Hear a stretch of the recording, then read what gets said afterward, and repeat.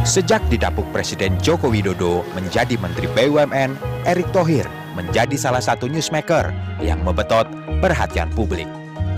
Mantan pemilik klub sepak bola tersohor dari Italia, Inter Milan ini bongkar pasang direksi dan komisaris di sejumlah perusahaan plat merah. Dan bongkar pasang ini berlanjut hingga sekarang. Gebrakan lainnya, Erick Thohir membubarkan 35 perusahaan plat merah. Sekarang, jumlah BUMN di Indonesia tinggal 107 BUMN.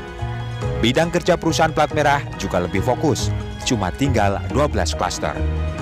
Pada 1 Juli lalu, Erick mengubah logo Kementerian BUMN. Ada Garuda Indonesia yang bersanding dengan tulisan BUMN. Ini menggambarkan transformasi yang sedang dilakukan Kementerian BUMN. Pak Erick, ini kan ada banyak sekali unit-unit syariah dan sudah jadi perusahaan juga syariah.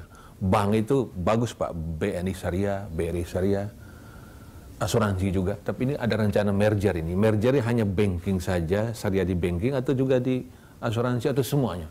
Mekanisme pinjaman itu bermacam-macam. Ya. Nah, kan tidak ada salahnya ketika kita bicara kebetulan penduduk Indonesia mayoritas Muslim dan ada yang melihat daripada syariah ini sebagai proses daripada keuangan yang safe menurut mereka, dan tentu juga banyak kalangan yang juga melihat ini. Nah, kita sudah dalam proses ini fase 1 kemarin sudah, tinggal ke fase 2. Dan sebenarnya kan ada targetnya waktu itu kurang lebih 18% kalau nggak salah. Nah, sekarang ini kan baru 8%, jauh tertinggal dengan negara-negara tetangga seperti Malaysia.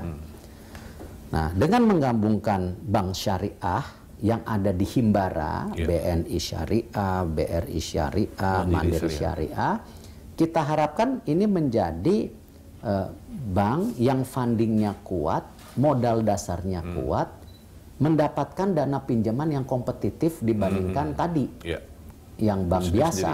Nah, perhitungan awal ini bank kalau digabungkan bisa menjadi top 10 yang ada di Indonesia.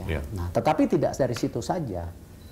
Saya juga tidak mau, ya, dan Wamen sangat sepakat, ya, direksi sangat sepakat. Kalau digabungkan terus juga sama juga dengan Bank Mandiri, buat apa bisnisnya?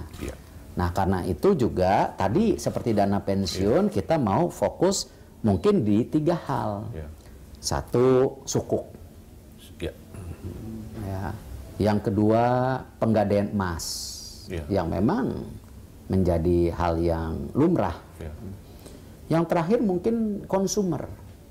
Di mana pembelian motor, dia mau konsep syariah atau pembelian rumah, nggak apa-apa ini. Tapi jangan, kalau kita udah sepakatin ini yang saya challenge sama direksi dan komisarisnya ke depan, jangan terus kegenitan merubah lagi bisnis model ini.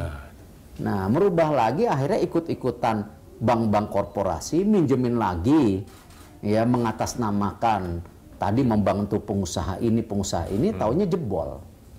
Nah, ini yang kita coba bedakan. Dan mudah-mudahan, insya Allah Februari depan mungkin awal tahun depan, mungkin Januari sampai April sudah bisa terlaksana. Dan ini juga saya yakini suatu program yang bagus buat Indonesia mulai membuka pasar syariah. Gitu.